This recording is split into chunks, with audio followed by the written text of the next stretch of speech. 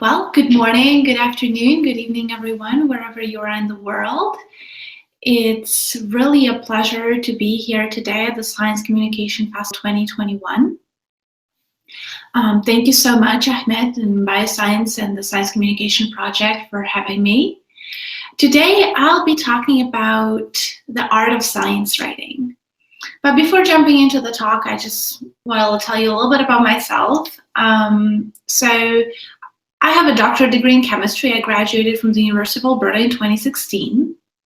And then I joined a nanotechnology startup company where I, besides working in the lab, I also wrote grants. And quickly I realized that I enjoy writing way more than working in the lab. And so I transitioned out and started a science editing company, which I ran for a couple of years. It also transitioned into grant writing.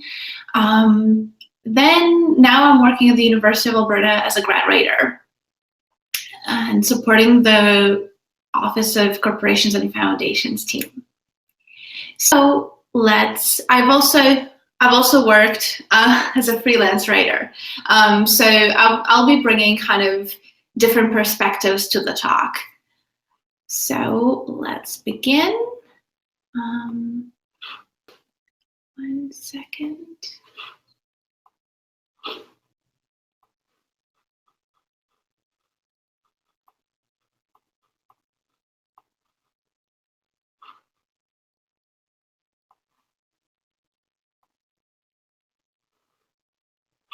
Okay, I hope you can see the presentation.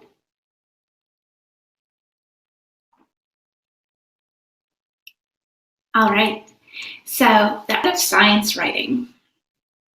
There are really different types of science writing. When I first transitioned into the field, it was, a little overwhelming. There is academic writing, where you write and publish manuscripts. There is technical writing, where you edit protocols. You work more with kind of technical documents. And in the industry, there's policy writing, where you work within government organizations. There's grant writing, where you support innovation and research. The shared screen, you share it the Google AirMate, but you don't share it. Oh, okay. Oh dear. Okay. 1 second. Thank you.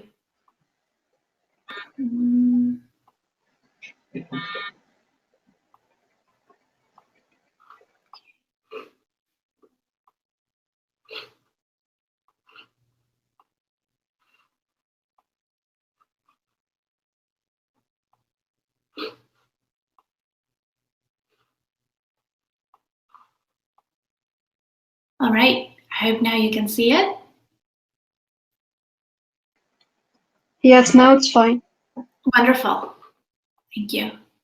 So there's medical writing. You work in the medical field. There's popular science writing, where you write, you communicate science to the general audience. There's a blog writing. So as you can see, there is many types of science writing. To really know what resonates with you, you need to have a writing practice. And words are fluid. They mean different things to different people. And so I encourage you to think, what does the word practice mean to you? To me, it's remembering what's true. It's remembering that I love writing and I need to bring consistency to it. So I need to bring effort, persistence. Writing practice, it's really a lifelong journey. There are ups and downs. You just kind of need to stay on it. There is creativity. I encourage you to think what makes you creative, what time of the day. For me, it's really in the morning, and I don't really write more than, I know that I can't really write creative more than 4 hours a day, and that's not even every day. And sometimes I need a day off, and then it's kind of all simmers and congeals into the project, and then I write again. So, and all these elements really have the foundation of facilitation. So I encourage you to think what facilitates the writing practice for you, what facilitates consistency. Are those reminders, alarms, what facilitates effort and persistence? What facilitates your creativity? Every writing project starts with the first draft. And no one says it better than Anne Lamott in Bird by Bird about the first draft. Very few writers really know what they're doing until they've done it, nor do they go about their business feeling dewy and thrilled. They do not type a few stiff warm-up sentences and then find themselves bounding along like huskies across the snow. Almost all good writing begins with terrible first efforts. You need to start somewhere. Start by getting anything down on paper. A friend of mine says that the first draft is the down draft. You just get it down. The second draft is the up draft. You fix it up. You try to say what you have to say more accurately. And the third draft is the dental draft, where you check every tooth to see if it's loose or cramped or decayed, or even, God help us, healthy. So on this slide, I'm showing you my first draft. You can see there are typos, questions, unfinished thoughts. It's really a down draft. You just get anything down. And first draft usually brings quite a bit of discomfort. And as human beings, we are wired in a way that we don't like to feel unpleasant feelings. So we avoid them, we push them away. And I think that's really where the case of procrastination comes in, or even writer's block. So to overcome this barrier, there are a few tools. You can set realistic goals. If you know that your draft is huge and you're embarking on this huge project, can you say, can you use Pomodoro technique?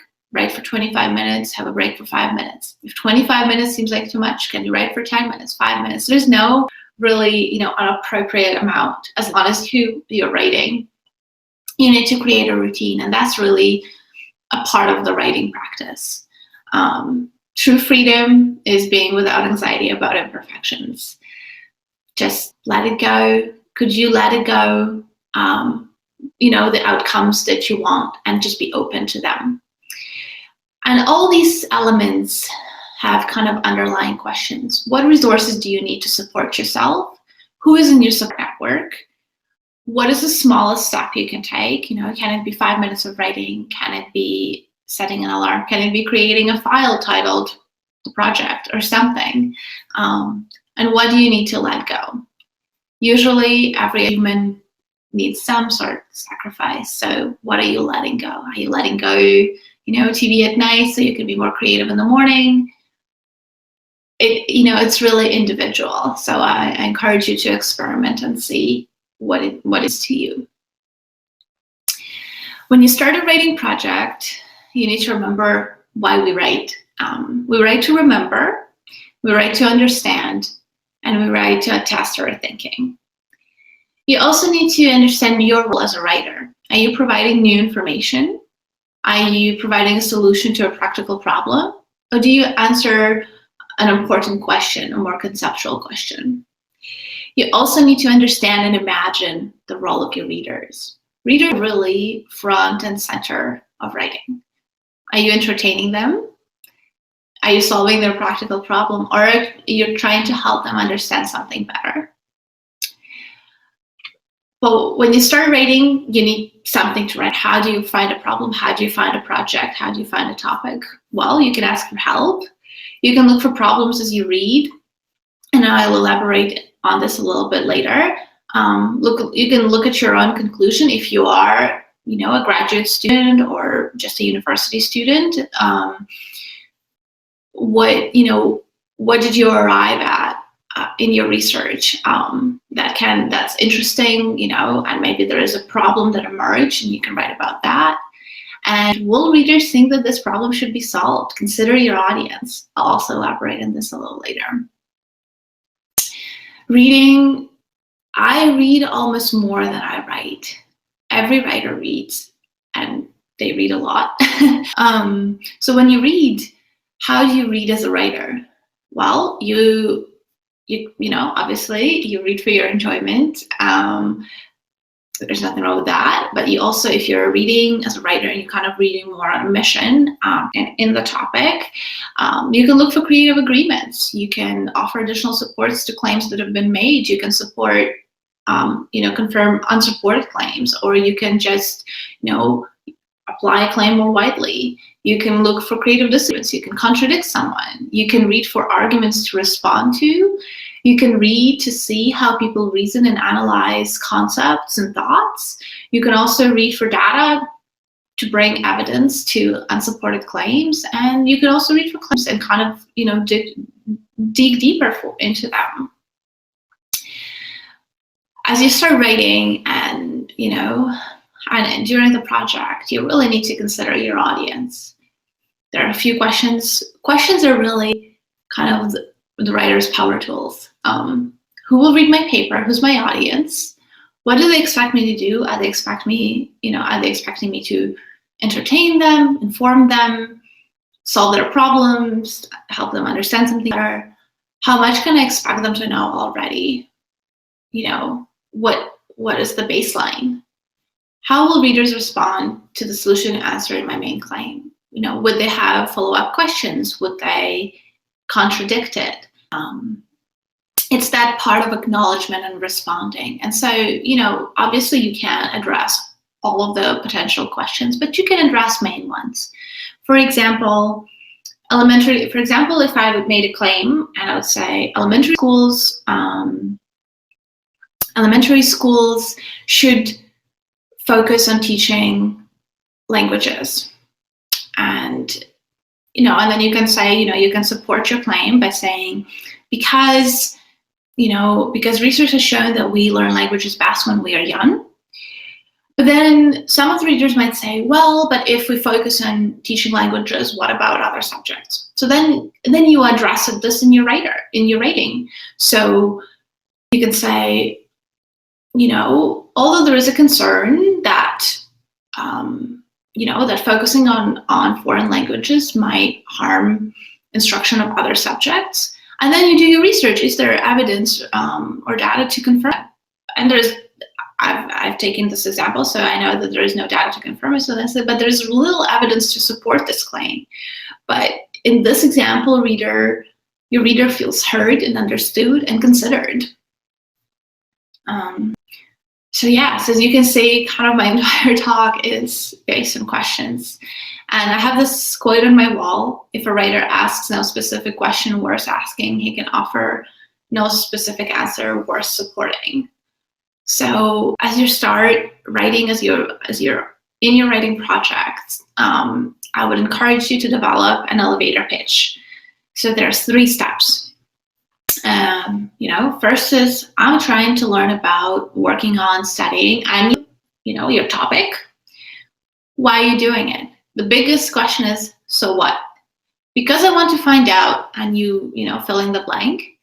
And then the step 3 is really that step that would show us, if you're an academic field or writing something similar to that, it can show the difference between pure and applied research in order to help my reader understand better. So step 3 can be, in the knowing field or in the doing field.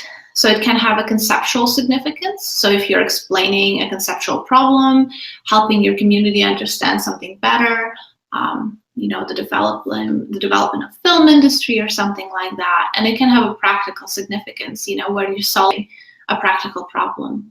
There's also a time where, you're writing, say, about more of a conceptual problem, but it can have potential practical applications. So the step 3 can really be 2 steps in order to help my reader understand better and then do better, and then ... So fill in the blank. So but when you start writing, you might not get to the step 3 in your first draft, and that's totally okay. As Alma writes, we don't know what we're doing until we've done it. So it's okay not to have all the answers. It's okay to just put, it's encouraged to put anything down on the paper, but you kind of need to have this elevator pitch, after your first draft or after, or at the end of your project. You need to know what you're trying to do for your audience. And that will help you resonate with them, and it will also open you to community dialogue.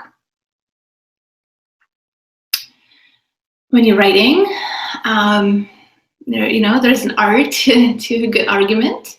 So you make a claim, like we did with elementary schools. You say because, and you provide a reason, you provide evidence, you acknowledge and respond to some of the reader's potential questions and concerns.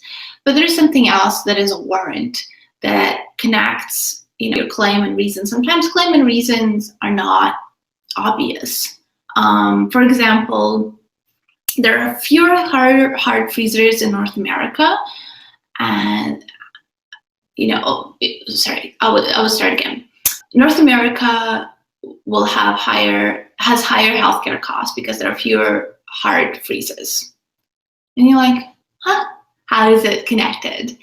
Well, it's connected because, so you kind of need to explain it. You need to lay it down for your reader. Don't assume they know, and don't assume they'll get it. You need to be clear. And so this is where the warrant comes in. Because there are few hard freezes in North America, it will pay more cost to combat diseases carried by subtropical insects, since they don't, because they don't die in hard freezes, because the freezes don't occur. So you need to connect that word, you need to weave it into your narrative. So it's a really good thing to consider. Would my reader understand it? Is there anything I need to do to help them? Do I need to connect my claim and my reason? Writing is really connecting and serving your audience. And if you're pursuing science writing, there is a big chance you're working with data. And sometimes it's just just a little bit of data, and you just can provide it in a sentence and evidence. Or sometimes it's really large amounts of data. So, and then that's where data visualizations might be a great tool to connect with your audience, to pull them in. Humans' attention span is less than 8 seconds. So how do you keep their attention? And this is where I would encourage you to consider, if you are working with data, different chart types and what is best for you and for your data and your audience. So line charts, they're great if you're showing trends over time, if you're displaying numerical data. There are also bar charts where you're displaying categorical data and of the order matters. Horizontal bar charts are the best. There are also pie charts where show parts of a whole. And I would encourage you to think about them as Pac-Man. So not more than 2 or 3 parts, otherwise it gets too much.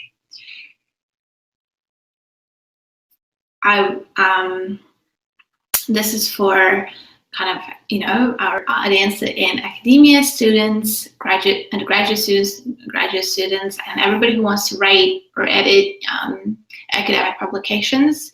These are just a few tips. So when you write academic publications, your writing needs to be simple, short sentences, objective, concise. You also need to consider your audience. Do you need to explain some of your terms? Do you need to introduce your abbreviations?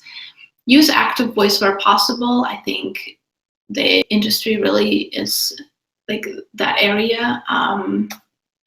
Academia is really transitioning into using active voice. It's still not everywhere, but active voice connects better with your readers. You use present tense to describe concepts, but past tense to describe, carried out experiments, and you make positive statements, because there's more energy flow in positive statements than in negative statements. For example, you can make one negative statement, but it can't be all. It can't be all. We reduced this or did this. For example, you can substitute reducing reading difficulties by increasing reading fluency.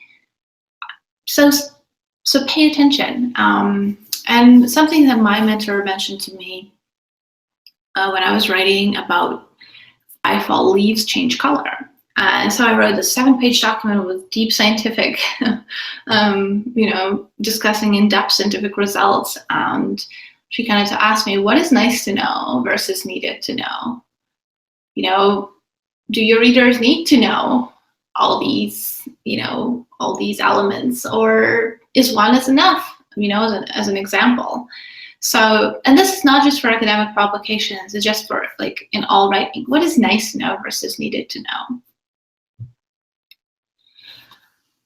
As you can see, science writing is kind of, this massive landscape of opportunities.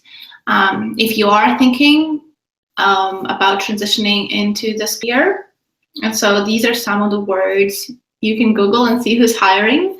Science writer, editor, grant writer, technical writer, data journalist, medical writer, content writer.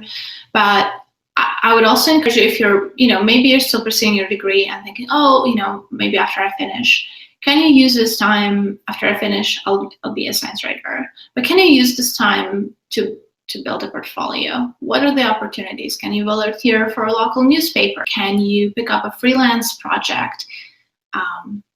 What can you do? Because the portfolio would be really representative of your writing and is required when you're hired. I also want to offer you a few survival tips. Writing really feels like a lonely journey, but you're not alone. And find a mentor, find a community, writing groups association. You need that feedback. You need that kind of lifeline. Your writing needs to get better. Also embrace rejections as learning opportunities. Really keeping an open mind and a growth mindset is really helpful. It's a lifelong journey. You're just mastering a skill. It takes time. So these are some of the references I use in the talk. I love Wayne Booth, The Craft of Research. It's wonderful. If you want to have a few laughs about, what it's like being a writer and a few cries maybe too, Bird by Bird is a great book. And there are also some resources on more academic writing. There are also some resources that are just kind of staples, and I found helpful. The Elements of Style is kind of the Bible.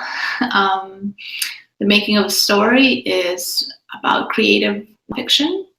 But it's really, when you're science writing, it's not just about science, it's creativity. It has all the elements. So I would just kind of encourage you to kind of expand your view. There are also online courses, Sarah, massive open online courses that you can take advantage of. There are also a few training opportunities that came across my desk. I mean, now we live in a digital world, so everything is online, so everybody can access. So I thought I would share them with you. Best of Banff Science Communications Program. So there's a Banff Arts Center. There's Banff Center for Arts and Creativity. It's located in Alberta in Canada, and it's world-renowned, and it has also kind of a world-renowned science communication program and training. And usually it costs thousands of dollars to be there, but this year they're offering it for free. And so it's a 2-day immersive workshop, but you need to apply by April 2nd at midnight and Mountain Daylight Time. There's also kind of a summer immersive school, Projected Futures for Experimental Science Journalism Study, and this is at Concordia University in Montreal. The application deadline has passed, but they're still accepting late applications. And there's also science editing webinar series from MIT. It's free, and runs between April and September, and there's a link. So I encourage you to check it out. Well, thank you so much for your attention, and I hope you have fun writing, and I'll be happy to take any questions you may have. Thank you. Well, thanks a lot for your interesting talk. Now, if anyone has a question to Dr. Olena, you can write it in chat box.